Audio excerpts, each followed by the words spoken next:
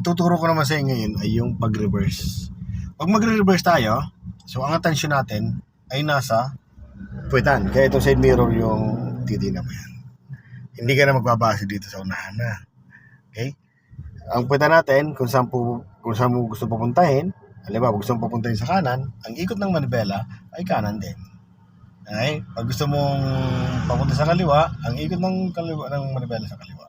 Pag nakuha mo na yung tamang position, gitna mo syempre. Nag-a-adjust lang tayo, syempre, pag pupunta sa kaliwa, minsan kasi may tendency na pumunta sa kaliwa, punta sa kanan. So, ayusin mo lang siya. No? Okay? So, practicein natin tong reverse na to. So, lagay mo sa reverse. Good. Then, dito ka titingin siyempre side mirror. Dalawang side mirror yan, tig isang side. So, sa ngayon dito, ito muna yung gawin natin guide. Nakita mo tong guhit na to, yung puti? Tapos itong katawan ng sakyan mo, so pantay siya, no? So, kailangan pantay, ma-maintain mo lang yan. So, may tendency niya sumasala. So, ko-correct natin. Tuturuan kita para i-correct yan. Okay? So, bitawan mo brake mo. Dahan-dahan lang yung pag-atras, no? Okay, sige, maintain. Walang patayin yung takbo, pero wag lang sobrang bilis naman, no? Ayan, nakita mo, parang umihiwalay siya. Umihiwalay siya, papuntang kanan, ay papuntang kaliwa, no? So, once na gano'n, umihiwalay siya papuntang kaliwa, syempre, dadali mo pa kanan. Okay, so sample natin. Go, atras ka. Okay, yan o. Tignan mo. Nahiwalay siya. Gagawin mo, pupunta ka dito ng konti, puntang kanan. Pag nakuha mo ng space, gitna mo muna. Then gusto pa lumapit dito sa guhit na to, kabig ka pa ng konting kanan. Sige pa, atras. Ayan, then, gitna muna. Ano? Ayan o. Then, pag nakitang pantay na siya, ayan, pantay na, gitna mo naman i-develop mo. Kailangan ma-maintain mo yung distansyang ganyan. Na hindi mo nasasagasaan siya at hindi rin sobrang layo. Pag lumalayo ka sa kanya, ay syempre lalapit mo. Pag masyado ka malapit sa kanya, lalayo mo na konti. Ganun lang pag-a-adjust. Ano? Hanggang sa maka-atras lang tayo hanggang sa dulo. No? Okay, so atras. Yun. Diretso lang.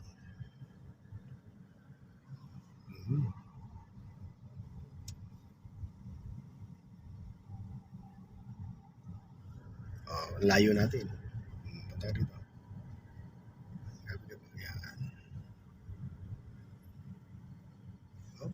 Nawala, nakapasok ka sa loob. No? Siyempre, saan mo pupuntahin yung manibela mo? Yan. Okay, pakaliwa, no? Kasi nandito siya sa kanan, no? Sige, atras ka na konti. Hanggang sa lumabas lang siya. Kanting kaliwa, sige pa. Patrasin mo siya. Sige pa. Sige pa. Hanggang lumabas lang yung guhit na yan. Nakalabas na. Yung gulong na yan, sige lang, pasok mo muna yung gulong dyan sa guhit na yan. Sige pa. Pag pumasok na yan, kabig ka na dito. Kasi sobra naman yan. Atras. Hanggang pumantay lang tong katawan ng sakyan mo sa guhit. Pag pantay na siya, gitna mo na agad. No? Huwag mong bababad yung manibela. Okay, atras ka. Atras. Okay na yan. Sige, diretso lang. Yun. Isa pa na ituturo ko sa yung lesson. Ganito. Di ba ito yung basehan natin kung para malaman natin nasa gitna yung manibela mo. Ito, lagi tayo magbe-base na ganitong itsura ng manibela natin. Okay? So, dapat, pag umatras ka, matalas yung pakiramdam mo.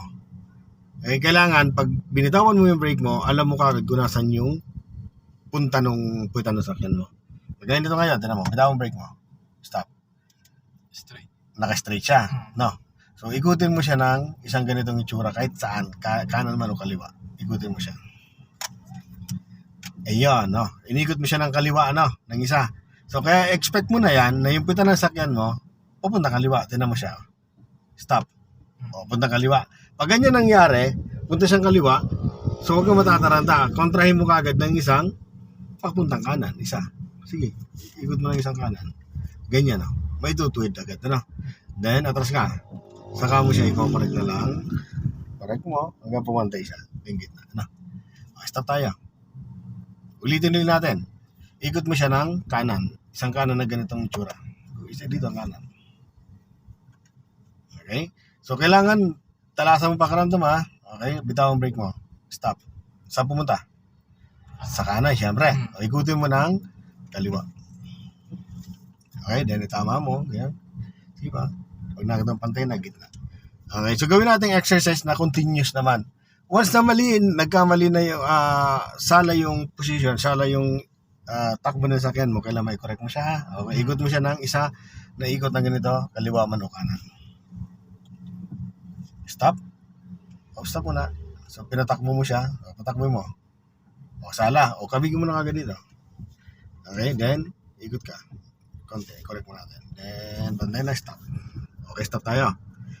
Huwag mo muna patakbohin ha. Ikot mo siya ng isang ikot sa kanan. Yan. Ngayon, pag sinabi kong bitawan mo yung brake, bitawan mo. Tapos, huwag mo nga apakan ulit yung brake mo. Kailangan ma-correct mo siya. Bitawan brake mo. Gawin mo kagad. Then, gitna. Pantay. Okay? So, gawin natin yung exercise na yan. Okay? Isa pa. Ikot mo siya ng kaliwa. Okay, stop muna. Huwag muna. Pag sinabi ko pala mag-go ka, saka pala nga. May sakyan sa likod. Mamaya pagkalagpas niya. Kasi gagawin natin siyang continuous na hindi ka aapak ng brake. Para madali mo siyang ma-identify. Okay? Bitaw. Go. Sala. Sabi ka. Then, i-correct mo siya. Correct. Ganun lang. Pag-correct. Pag nakita ang pantay na siya, gitna. Isa pa. Sa kanan naman. Kanan. Isang ikot sa kanan. Huwag mo munang patatakbin ha. O kaliwa yan. Sige. Okay naman. Sige lang, kaliwa ha. Sige, go. Pakawalan mo. Correct mo kagad. Then, gitna mo siya. Sige, correct mo yan muna. Then, gitna. Okay, stop ulit tayo. Ikot mo ulit siya ng kanan. Huwag mo na patakbin. Ikot mo ng kanan. Okay, so kailangan pag binitawan yung brake mo ay hindi mo siya apakan ha. Kailangan i-correct mo lang sa manibela lang. Tanggal ang brake. Go. Correct mo. Di na ako correct. Gitna. Yan ang mali doon. Malilito ka kasi alam bakit? Inikot mo ng isa, tapos iikot yung pang isa. Dapat pagkaikot mo ng isa, stop ka muna doon, then konti lang pagkukorek noon. Doon pa rin. Pinaka-base, hanapin mo yung base. Okay, so gawin natin ulit. Ikot ka ng kaliwa. Isang ikot sa kaliwa. Okay? So, di mo yung 2 yan ha. Okay, go. Mali na. I-correct mo na. I-correct mo. Isa muna. Isa. Dito ka magbe-base.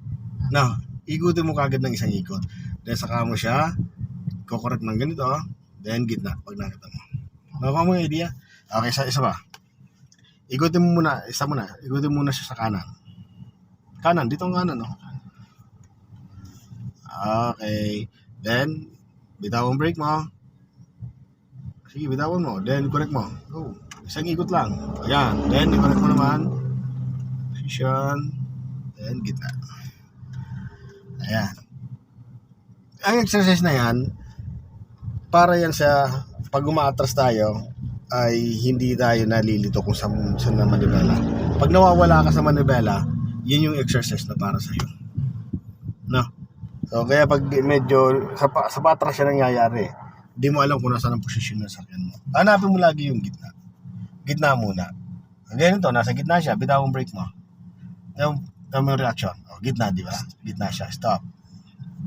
Okay? Then, ikot mo ng isang kanan. Huwag mo na patakbuhin ha, kanan. Sige. Okay? Then, pag tumakbo, tinan mo siya. Go. Mali. Ano gagawin natin? Kontrahin mo kagad ng papuntang kaliwa. Isa, Habang natakbo dapat.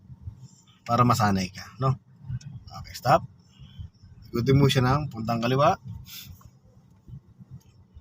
Then, bitawan mo. Ayun, kabigan kagad. Saan mo kakabigin siya? Saan siya pumupunta? Saan ang punta ng sakyan na pumupunta? Pakaliwa. Saan mo siya nakokontrahin? Isang pakanan. Stop mo na.